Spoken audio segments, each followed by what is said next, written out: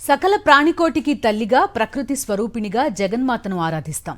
సృష్టిలో అణువణువు అమ్మవారి ప్రతిరూపమే. ఓంకారం నుంచి ఈ సృష్టి ఉద్భవించింది అనుకుంటే ఆ ఓంకారాన్ని సృష్టించిన శక్తే జగన్మాత.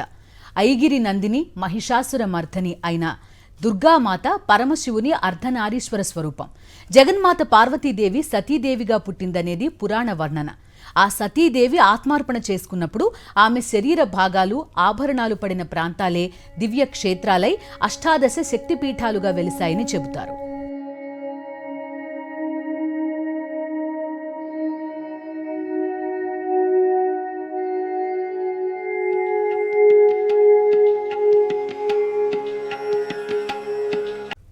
అష్టాదశ శక్తిపీఠాల విశిష్టత తెలుసుకోవాలంటే ఆ శక్తిపీఠాల వెనుక ప్రచారంలో ఉన్న ఒక కథ చెప్పుకోవాలి. దక్ష యజ్ఞ ధ్వంసం, శివుని మహోగ్ర తాండవం, శ్రీ మహావిష్ణువు సతీదేవి శరీరాన్ని ముక్కలు చేయడం గురించి ప్రస్తావించాలి. అప్పుడే శక్తిపీఠాల ఉద్భవ నేపథ్యం తెలుస్తుంది. శివుని అర్ధాంగి సతీదేవి శరీర భాగాలు పడిన పవిత్ర క్షేత్రాలే అమ్మవారి శక్తిపీఠాలు. ప్రధాన ఖండాలు పడిన 18 ప్రదేశాలలో మహాశక్తి పీఠాలు వెలిశాయి. అవే అష్టాదశ శక్తిపీఠాలుగా ప్రసిద్ధికెక్కాయి. ఇంకా అక్కడక్కడ చిన్న మాంసఖండాలు పడిన చోట్లు 51 ఉపశక్తి పీఠాలుగా పేరుపడ్డాయి. ఇంకా చిన్న భాగాలు పడిన భూభాగాన 108 శక్తిపీఠాలు వెలిశాయి. అష్టాదశ ఏకోత్తర పంచదశ శక్తిపీఠాలలో ఇప్పుడు అన్ని చోట్ల ఆరాధనలు సాగుతున్నాయి. శక్తిపీఠాల ఉద్భవం వెనుక ఒక గాథ ఉన్నట్లు మన పురాణాలు చెబుతున్నాయి. బ్రహ్మదేవుడి కుమారులలో దక్ష ప్రజాపతి ఒకరు. అతనికి 53 మంది కుమార్తెలు. వారిలో చంద్రునికి 27గురిని, కశ్యప మహర్షికి 13 మందిని, దుర్మునకు 10 మందిని, పితరులకు 1ని, అగ్నికి 1ని ఇచ్చి వివాహం చేశారు. సతీదేవి మాత్రమే మిగిలింది. ఆమెకు చిన్నతనం నుంచే శివుడంటే అపారమైన భక్తి. ఈశ్వరునికి సతీదేవిని ఇచ్చి వివాహం జరిపించడం దక్షునికి ఇష్టం లేదు. అయినప్పటికీ పార్వతీదేవి తండ్రి మాటను జవదాటి పరమేశ్వరుణ్ణి పెళ్లాడింది. దీంతో శివునిపై మరింత కోపాన్ని పెంచుకున్నాడు దక్ష ప్రజాపతి. ఒకరోజు దక్షుడు బృహస్పతి యాగం తలపెట్టాడు. ఆ కార్యక్రమానికి దేవతలందరినీ ఆహ్వానించాడు గాని కూతుర్ని అల్లుడిని పిలవలేదు. శివుడు కూడా వద్దనే చెబుతాడు.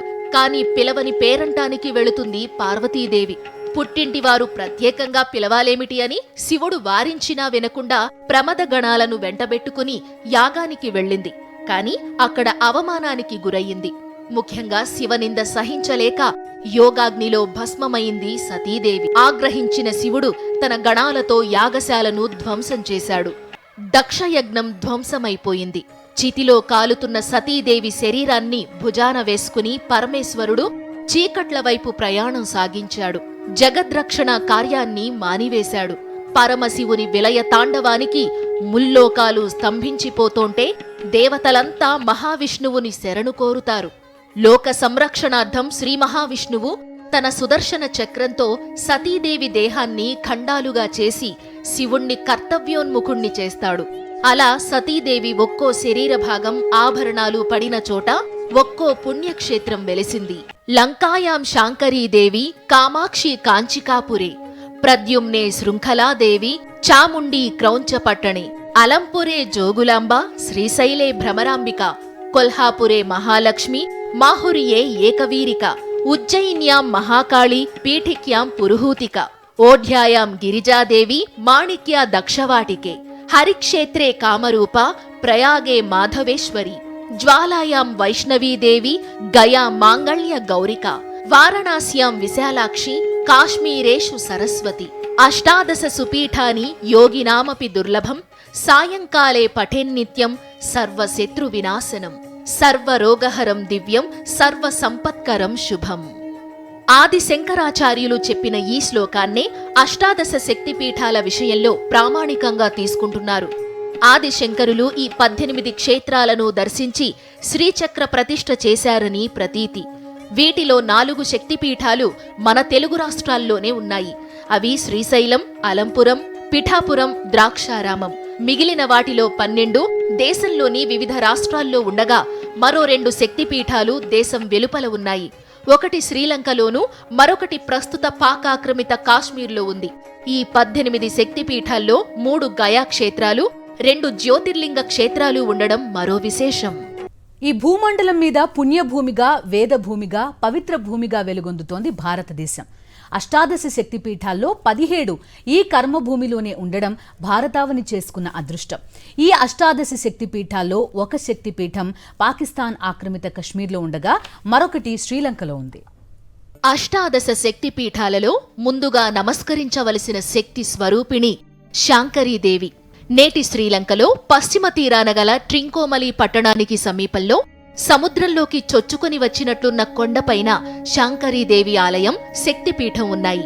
ఈ ప్రాంతాన్ని తిరుకోనేశ్వరం అంటారు. అమ్మవారి తొడభాగం పడిన స్థలంగా భక్తులు ఈ శక్తిపీఠాన్ని కొలుస్తారు. కోరిన కోర్కెలు తీర్చే దయగల చూపుల శక్తి స్వరూపిణి కామాక్షి. సతీదేవి కన్నులు పడిన స్థలం. తమిళనాడు రాజధాని చెన్నై నగరానికి 75 కిలోమీటర్ల దూరంలో ఉంది కాంచీపురం. అమ్మవారి శరీర భాగమైన కంకాళం ఇక్కడ పడినట్టు కొందరు చెబుతారు. శృంఖలాదేవి అంటే బంధనము గల తల్లి అని అర్థం. కటివస్త్రంతో కనిపించే నిత్య బాలింత అమ్మవారు. పశ్చిమ బెంగాల్ రాజధాని కోల్కతాకు సుమారు 85 కిలోమీటర్ల దూరంలో హుగ్లీ జిల్లాలోని పాండువా గ్రామంలో ఉంది శక్తిపీఠం. ఇదే ప్రద్యుమ్న క్షేత్రమని పెద్దలు చెబుతున్నారు. ఇది కాక మాల్దా జిల్లాలో మరో పాండువా గ్రామం ఉంది. అయితే ఈ 2 క్షేత్రాల్లోనూ శృంఖలాదేవి ఆలయ ఛాయలు కనిపించడం లేదు. ఇప్పుడు గంగాసాగర్ వద్దనున్న శృంఖలాదేవి ఆలయాన్నే శక్తిపీఠంగా పరిగణిస్తున్నారు. భక్తుల కష్టాల సంకెళ్లు తెంచే తల్లిగా ఇక్కడ అమ్మవారు పూజలందుకుంటోంది. సతీదేవి ఉదర భాగం ఇక్కడ పడిందని చెబుతారు. కర్ణాటకలోని మైసూరులో మహిషాసురమర్దినిగా చాముండేశ్వరీ మాత వెలుగొందుతోంది. ఆలయానికి ఎదురుగా సర్వాలంకృతుడైన మహిషాసురుని విగ్రహం ఉంది.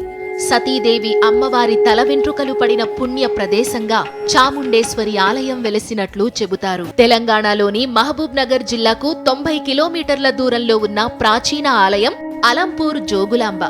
అష్టాదశ శక్తిపీఠాల్లో 5వ క్షేత్రం. సతీదేవి పైదంతాలు ఇక్కడ పడ్డాయని ప్రతీతి.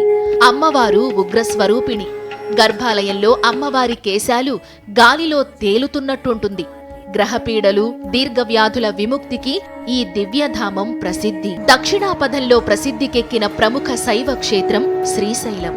కర్నూలుకు 150 కిలోమీటర్ల దూరంలో ఉన్న ఈ ఆలయంలో అమ్మవారు భ్రమరాంబికగా నిత్య పూజలందుకుంటోంది. ఇక్కడ సతీదేవి మెడభాగం పడినట్లు స్థల పురాణం చెబుతోంది.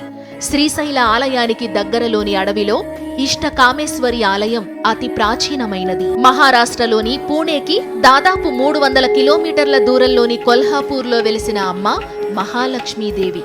ఇక్కడ సతీదేవి కనులు పడిన ప్రాంతంగా చెబుతారు. మాహుర్యేపురమున వెలసిన శక్తి స్వరూపిణి ఏకవీరిక. మహారాష్ట్రలో నాందేడ్ పట్టణానికి 125 కిలోమీటర్ల దూరంలో ఉంది మాకుద్యపురం. అమ్మవారి కుడి చేయి పడిన స్థలంగా చెబుతారు.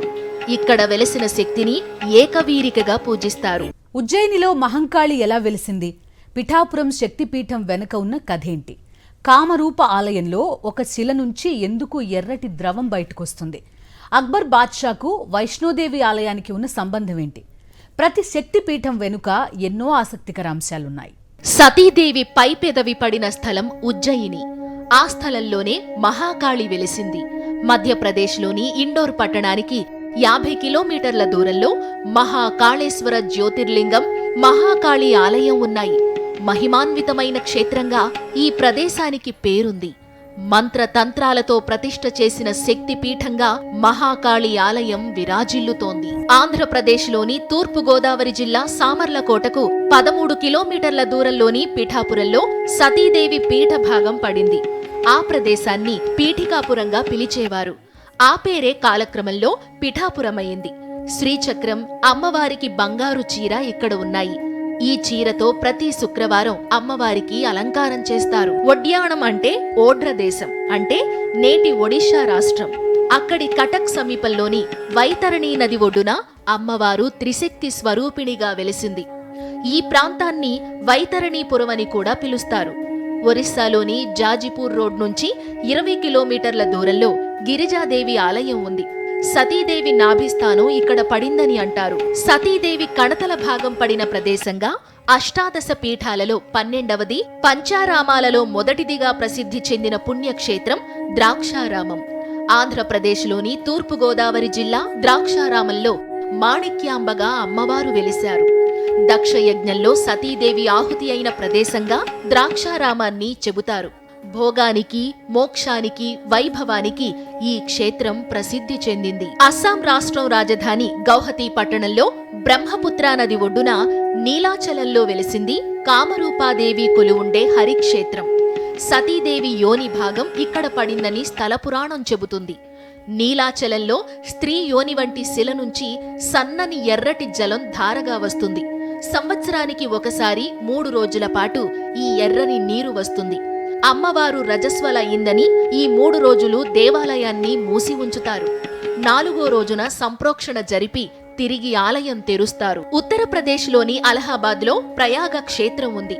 సతీదేవి చేతి ఉంగరం ఈ ప్రాంతంలో పడిందని, అందుకే ఇక్కడ ప్రయాగ క్షేత్రం వెలిసిందని చెబుతారు. యమున, గంగా నదులు కలిసే ప్రాంతం ఇది. ఈ అమ్మవారిని మాధవేశ్వరిగా పిలుస్తారు. పిండ ప్రదానానికి, అస్థికల నిమజ్జనానికి ఈ క్షేత్రం ప్రాముఖ్యతగాంచింది.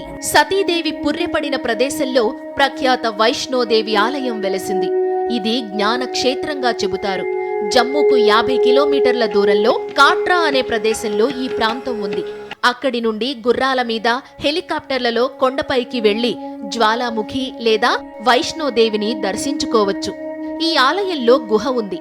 నాడు మొఘల్ చక్రవర్తి అక్బర్ పాదుషా ఓ వెండి గొడుగు చేయించి తన స్వహస్తాలతో మోసుకొని కొండపైకి వెళ్లి అమ్మవారికి సమర్పించారు. ఇప్పటికీ ఆ వెండి గొడుగు ఈ ఆలయంలో ఉంది. బీహార్ రాజధాని పాట్నాకు 75 కిలోమీటర్ల దూరంలో గయా క్షేత్ర శక్తి స్వరూపిణి మంగళగౌరి కొలువు తీరింది. సతీదేవి స్తన్య భాగం పడిన ప్రదేశంగా ఇది ప్రసిద్ధి చెందింది. దగ్గరలో బుద్ధగయ, బోధి వృక్షం, బౌద్ధ ఆలయాలు ఉన్నాయి. గయలో పితృదేవతలకు పిండ ప్రదానాలు ఎక్కువగా జరుగుతుంటాయి. సతీదేవి మణికట్టుపడిన స్థలం కాశీ పుణ్యక్షేత్రం. శివుని విశిష్ట స్థానంగా కాశీ, వారణాసి విరాజిల్లుతోంది. వరుణ, అసి అనే 2 నదుల సంగమ స్థలం ఇది.